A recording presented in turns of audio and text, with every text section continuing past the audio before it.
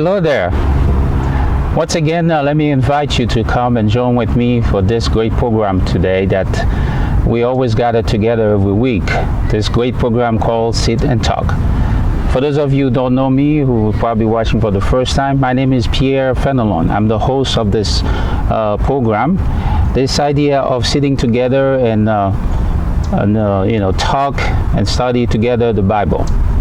If you've been with us for so many weeks right now, you can remember that we've been studying a lot of about concerning the origin of mankind, and as well the origin of the Bible, the origin of sins. We're studying about the Spirit give liberty, and also we just finished that the love of God transcends everything. Now we're going to introduce a new lessons today. Hopefully we get through of it, all of it today, but I'm not sure because it's kind of lengthy.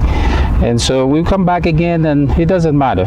We just ask God to give us the grace so that we can start together. The more we study the Word, the more our understanding, our spirit will open, and so that we'll be equipped more so that we can be the vessel in God's hands in order to use us for His honor and His glory. I'm not going to spend a lot of time, concerning telling you what we do. So let me encourage you to go and on YouTube channel, and then from there I want you to put my name in it, Pierre Fenelon, so that you can be part of our great program, and so you can subscribe, and also encourage you to invite some of your friends, your family members, or somebody you know that actually needs this program.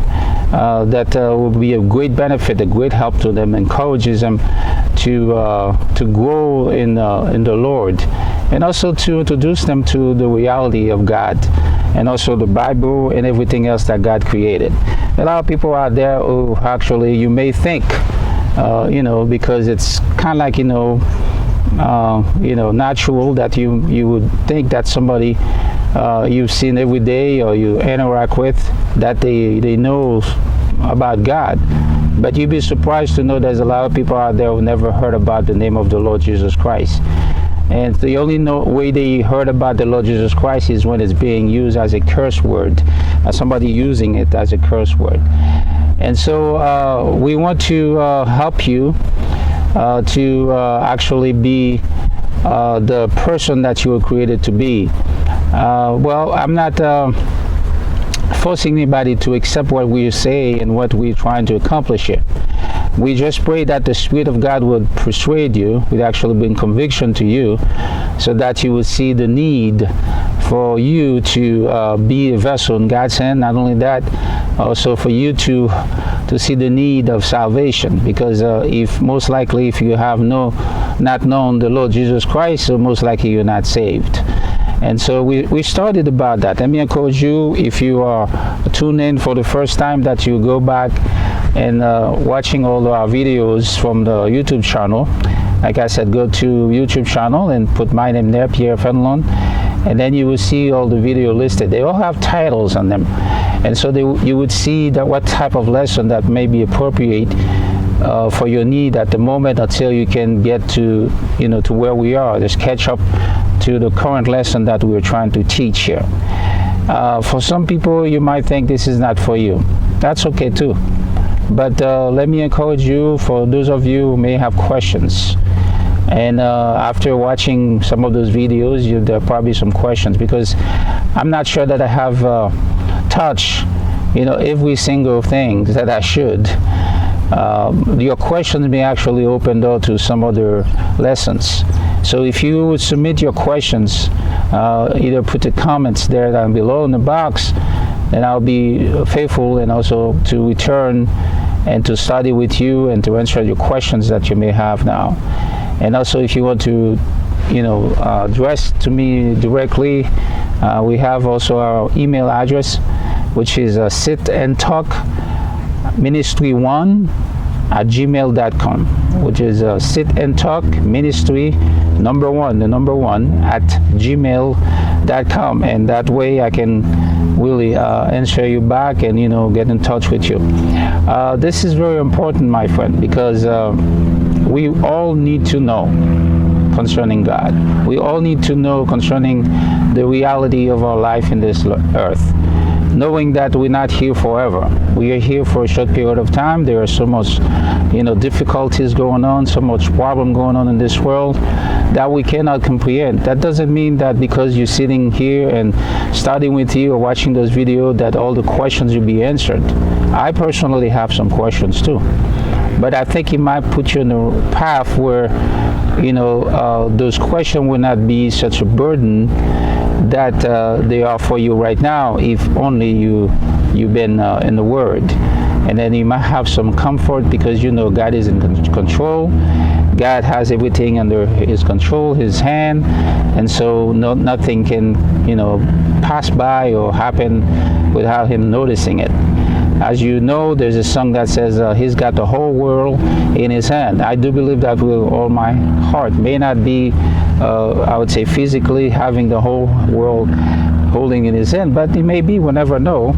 There's no indication that says that. There's nothing that proves, that really God has the whole thing. But in your imagination, you can see and feel that God has everything under His own control, because He's the one who created not only us, but everything that we see.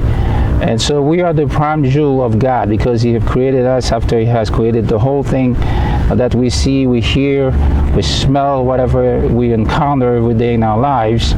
We see the sky, the seas, and we see the vegetation, the mountains, the valley, the rocks, and everything that you see out there in this world was created by God in the span of 6 days, including us that He has created the last. But we're not the least of His priority. We're just only created because of a reason that He has in mind. So we come to a place where we are going through a difficulty now. The difficulty that we're going through is the fact that we are dealing with something called sin. Sin is a problem that we cannot solve. We cannot solve it here on this earth. We cannot bring it to someone to help us solve it. There's no formula. There's not an equation that we can draw in order for us to find the solution, so that we can say, oh, we actually arrived, we solved that problem. And so we're going to have to go through this life with the sin's problem, this dilemma that comes, to create such a problem for us, this plague that really take over our lives. But the thing is, it didn't happen because we've done that. It happens because our representatives, God created the first beings, the first two beings in the garden that God put them there. Imagine where I'm sitting right here. If that were the garden, I'm the only person sitting here at the moment. There might be some other people scattered or, different places of this area here that I cannot see right now with my own eyes. But imagine this is the place that they were. So you see the trees, we see the grass, you see so many other things behind me. And so I can imagine in my mind's eye that being in the place, knowing that they're by themselves, God gave him the directions. Like I use the words a lot in previous videos, if you watch them, that God gave him prescriptions concerning the reality of the environment that they were. The only thing that actually created a problem for us today is because of the fact, number one, God gave him a prescription concerning what was in there. He told him about the thing that they should do, and specific about one single thing, not a lot, not many, just one single thing that God says, out of everything that's in this garden, the fruits that you see, everything there, you can eat. But I forbid you from touching the specific one, the one that's in the midst of the garden, named the fruit of the knowledge of good and evil. So what happened though after God created man and then he created the woman just been seduced by the devil. You know the whole story. And then it happened that what God has told him not to do, they actually did it.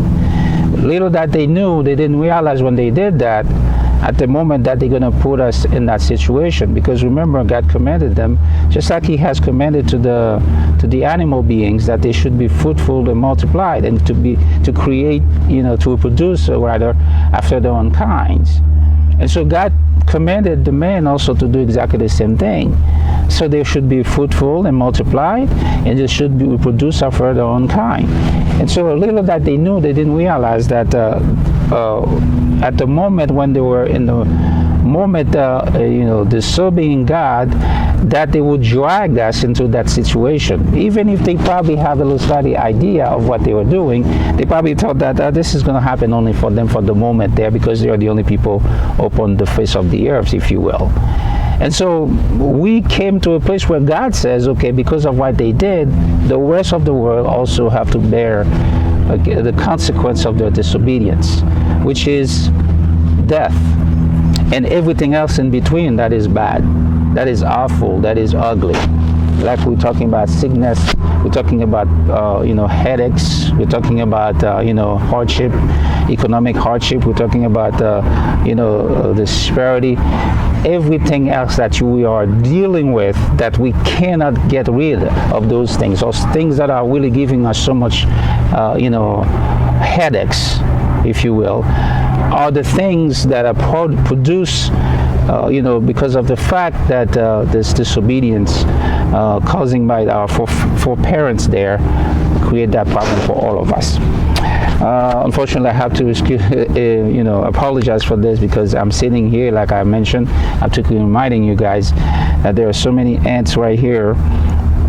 And every once in a while, they feel like they want to get in part of the program also. But the way they do it is they jump onto me. They come behind my neck, all over the place in my head, and so I have to keep, moving them in my shirts and my clothes and everything. And so that's what I'm doing here whenever I'm touching there. It's not a situation where I'm dealing with that need some other intervention or something. It's just that's what's happening. And anyway, so let's get back to our story, to our review, so we can catch up and move on to the thing we're saying here. And so here we are.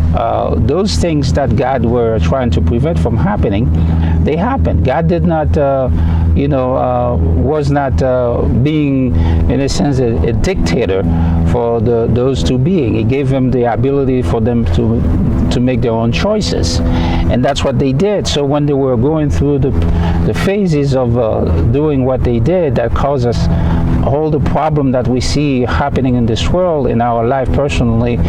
And so God did not intervene to prevent them from doing it, because God relied on them to make their choices based on the prescription that He was given to them. In other words, the word that He told them, the things that He says directly, forbid you, don't touch, don't do this, that kind of stuff. And so in reality, they made their choice. They chose, whether intentionally or unintentionally, they still make their choice, and because of that, they have to bear the consequence. And we see it's still happening today, and here we are in our 21st centuries of existence, of human existence. We're still dealing with the same problem that they dealt with from the beginning, from the time they were in the garden there. So now, the idea that I'm bringing to you every time, ideas I should say, is number one, we realize that what they did, we cannot go back and undo it. We realize that we do not have the faculty in order for us to prevent what God says from happening to us. No matter what happening to us right now, we are under the law that God says. Thou shalt surely die. So therefore, they died already. So we're waiting our time to go through that. See, number two, God says, okay, I made a provision, because right there in the garden, when God confronted them about what they did, God made a provision there saying, okay, I will, bring salvation, which means I'm going to bring a Savior that would remove, not actually completely what happened, because this is going to stay. But I will put you in position where the consequence of all these things, at the end, when everything has been said and done, you would be with me again. In other words, what separated you from me because of what they did, we will be reconciling again. And so that we can be together for all eternity. So we see the disobedience of Adam brought us death, and we talk about death in a way where death has three phases on there. We have the spiritual death, physical death, and then eternal death. Although these two happened to all of us at the beginning because of the fact that we're all spiritually dead. That means we are separated from God. There's no communion, there's no relationship. So we have to know His Son Jesus Christ that will bring us, that become the bridge for us so we can reconcile with God. We started that before. And so I'm kind of like going through over all of them. And so we see eventually we will die too, because of whatever, all those things going on, and then you bring us death.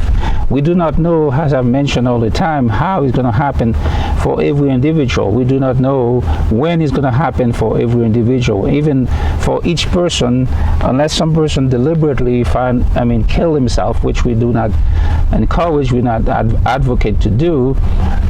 We actually do not have the knowledge of knowing when that's going to happen, but we know eventually it will happen for every person on the face of the earth, because the fact that if you were born, then there will be a time you're going to die. Says the book of Ecclesiastes. There's a time for every season on the earth. And so we see the third one, the eternal death, is something that actually hangs over our heads.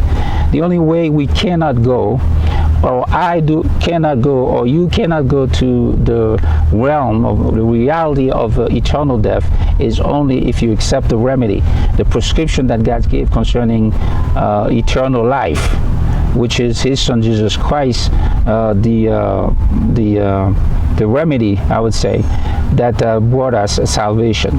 So we went through all this, and now we're starting concerning, the liberty that you get in Jesus Christ, moving from the bondages of sin and put you in a position of service, positions of loving God, of being used by Him in this world, so that we can also be part of God's creation. And so we get to a point where now that we're talking about that the love of God get to a point where it transcends everything. So the reason that you don't see people going pop up like that, just like popcorn in a microwave, dying every single day because of the love of God that sustains every one of us. Because the deadliest weapon ever, it's right there in our lives, in our system, in our environment, which is sin. So sin is, no matter what we do, no matter how we deal with it, it's going to kill us anyway. But the love of God transcends all these things. And you see, there are people out there, we say that all the time, there are good people, there are bad people. Well, we understand what you're trying to say by saying that. It's a fact that we see people are hurting others. They come up with things to make other people suffer. They do all those kind of stuff. And so God, in His mercy, sustain us, and because of His love, and because of His love, He has protected us against all those things, so that we don't have to worry about them. And so now we are in a place right now. We see there are people still being skeptic, even to the reality of what's going on every day. They're being skeptic because they don't want to adhere to a certain type of dogma and the principle that God has given, the standard to live by. But yet, they still want to be part of God's creation. They enjoy the vegetation, they enjoy the sea, they enjoy the sky, they enjoy the air, they enjoy everything that's out there, even the food that are out there, which they didn't create. But the thing is, it's the nature of men. they always want things like that, but without knowing that there's a hand that's behind all this, that brought all these things into existence that we're enjoying. I'm sitting right here right now. Look at the sun, how bright it is. It's shining. Well, I was always asked the questions, if you want to, kind of like thinking about the reality of God's existence, or if you don't think that way, but you want to think about, the reality of your life, what is it in this earth, the purpose of all these things. You can ask that question, when was the last time you saw there's a problem with the sun? And then God has to, not God necessarily, but the company here on the earth has to bring, all the equipments and everybody, manpower, to get together so they can fix the problem with the sun. Sun's always bright and shiny every day. When was the last time you see there's a rupture in the sky where they need to go and, to patch it through so that we won't have any problem. When was the last time we see there's a problem with the air where we lack of it?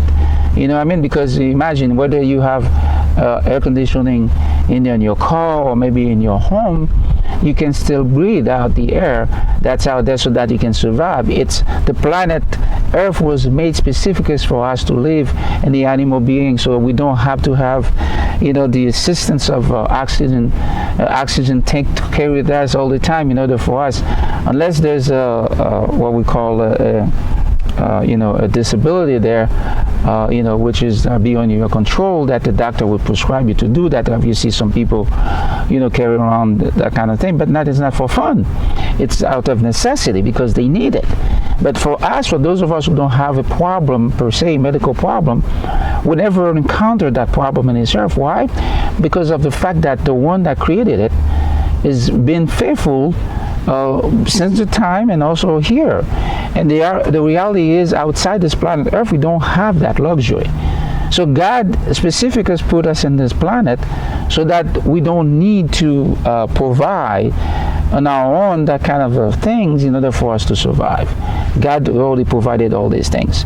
And that would actually humble you as a human being to realize that, all these things you didn't pay for them, and you're still enjoying them every day, and you cannot live without them. Nobody can live without air. You see, those who are professional divers, they use oxygen to go under the water. You know the reason why? Because our system was not built, was not created, if you will, to go under the water so that we can survive. No, we cannot breathe under the water without the assistance of the oxygen. So they have to carry with them an oxygen tank in order to help them to breathe under the water. You see, God created creatures, that can live under the water without the assistance of that, because that's how God created it. But God specifically has created us human beings here, and some of other animals also in this earth, to live without the assistance of carrying with you the oxygen tank. But anyway, so I just wanted to bring you to a place where you see the reality why I am sitting here and talking to you. It's not so much of trying to impress you with anything, and not anything like that. Matter of fact, I'm in a position, I'm learning still every single day. And so I am trying to share with you to bring you to a place where you can actually partner with me, so that together we do God's work. And after all things have been said and done, after we wasted our time in meaningless things in this earth, what would be the next thing for you to do? Then you will think, oh man, death will come and then everything will cease. No, that's not true. Because the Bible tells us, and God tells us that, death is not the end of something. It is a transitional, path, in other words, from one life here to another life.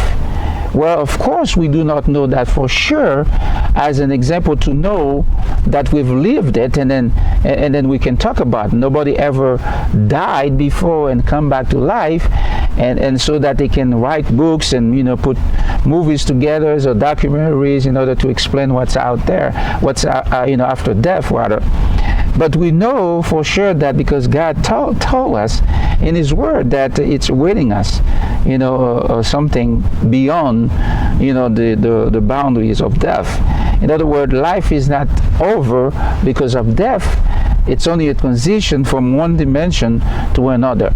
The whole reason we're talking about, because of the life that's awaiting over there. There's one that is positive and there's one that is negative. The positive one is the fact that in spite of our condition as sinners, human being, because the way we were born, God still make a way. Remember, God says in Psalm 23, I think verse 6, is even though we walk through the shadow of the valley of death, I will be with you. God will never, it says in Hebrew, I think chapter 13 there, that I will never leave you or never forsake you. You see, God already made promise that He will be with us every step of the way, rather. So there's also a negative part of it. It's the idea of, for those of you who are careless, about what God says. I mean, we should have learned from this anyway. Because every time you see when God says something, we see it with Adam, that they will surely die. We see what happened. We should have learned that. When God says that he would destroy the world, and he did with the flood, we should have learned from that, that when God says something, that it would happen. You know, I mean, they mocked Noah, that God chose, you know, to be the hands that built the ark there. And so that way he would, you know, protect the ones that God would protect, you know, during the flood, with his family in the ark, and also the animals that was in there. So we should have learned from all these things, because what God have said, it happened. We see God also declare that he will never destroy the world once again with water, because he made a covenant with us, and first of all with Noah and his family, and also the rest of us of the world. And he showed us how to remind us of the covenant that he made. He said every time we see that bow in the air, on the sky rather, we should remember that God has made the promise that would never destroy the earth or the world with water anymore. That doesn't mean that people would not die by drowning in the water. That doesn't mean occasionally there's something to happen, a natural disaster where, you know, avalanche or flood or deluge or, you know, cyclone or that kind of stuff would happen naturally, as you see happen before in many countries around the world, and also here in South Florida, that we see devastation because of those natural disasters. And recently we see it happen in Puerto Rico and you know, Virgin Islands, and some of those places in the islands, you know, that you see the water really devastating the livelihood of those people living there, the condition. In the Bahamas, just recently, we saw what happened. So that doesn't mean that it will not happen anymore, that we see natural disaster. But God made the covenant that worldwide at one time, like he did with the flood, that he would not destroy the world by that fashion anymore, because he says when you see that bow in the sky, it will remind you of it. And we see that every time. Nobody can explain it. You know, nobody can make an ark appear in the sky with all the technology that we have. You know, nobody can project something like that in the air, you know, to see it. Even though we make tons of metals, you know, flying in the air, but we don't have the capacity to produce exactly what God. Even though on some small scale, we might, you know, do something like that, but it's not the same of what God says. So therefore, it doesn't matter what you think. It doesn't matter what your ideas are concerning what God says. What God says remain the fact and the truth. So we can see clearly that we are living under God's, you know, prerogative. So no matter what we may think of God, it doesn't matter, because you're the one who needs to get involved. You're the one who's supposed to get in line. Just like those during the Noah's flood didn't get in line, didn't get on board. They didn't think it was necessary to listen to what Noah has to say. They mocked him because, you know, it really didn't make sense to them.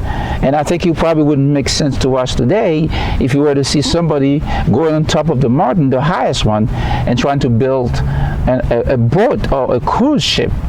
You would think this person is out of his mind, is crazy. Why? Because if you were to build such a vessel, it would be close or nearby the water, not on top of a mountain. So how are you going to transport it from the mountain so that you put it down the water so you can, you know, being used for what it was built for? So it actually didn't make sense. Everybody was thinking this guy was crazy. And listen to this, my friend. God has given him about 120 years to go through the process of this. And then after that, that's when God actually poured out his judgments in this world. So we do not know how long God is going to allow us to live on this earth before he actually come and pour out his judgment, pour out his, you know, bring the accountability to his creation. We do not know that. But what I know for sure, and that's what I'm trying to bring to you and imploring you guys to take heed, it's the fact that whatever God says, that's what's going to happen. It doesn't matter what your intellect is. Matter of fact, if you have some, you know, ounce of intellectuality, it's because of God. It didn't happen on your own. You know, for those of you who have brilliant mind about things of this earth, you know what I mean? Those of you, thank God for you, because you have those mind, so you can help people with their needs. It doesn't matter your brilliance, my friend. It matters a lot when you take heed of what God says. And so that's what I'm trying to do right here. Now we came to a point where we started last time that we see that we're suffering a consequence of something that we are not the one who brought it into our lives. Even though after that we are in a place where we can add to this thing that happened before. But the problem is, I have mentioned before, and I'm going to say it again, we need to start blaming our forefathers for what they did. They already done their part. We cannot go back, like I said repeatedly, to undo what they did. There's no way we can do that. We cannot use what we see in movies called time travel to go back in time in order to fix the problem. So we just have to deal with it. So we need to stop blaming them and not to take responsibility of our own, of what God says right now in our own time, in our own generation, so that we can stand accountable for the things that God has prescribed to us. We should not be on the account of our foreparents, so therefore we will not keep paying the consequence of their own doing. So God says, you know, we should be born again. We should come to in that path, like I have explained to you with this gentleman called Nicodemus, a perfect example that God brought to you to show us that it's possible, because he has demonstrated it, you know, through the life of this guy. And so we would also follow that step. Although, you know what I mean? But what would you lose? You're not going to lose anything. It would be for your own benefit. I just don't understand why the reluctance behind all this. This skepticism. Well, if it has been there for a while, now you're grown. As a grown person, now you should actually make decisions that actually brings value, not only to you, but also help your family, that can see you in that, you know, path of life, so they can say there's something there. I have never known anybody that actually their family regretted it because of the fact they gave their life to Jesus Christ.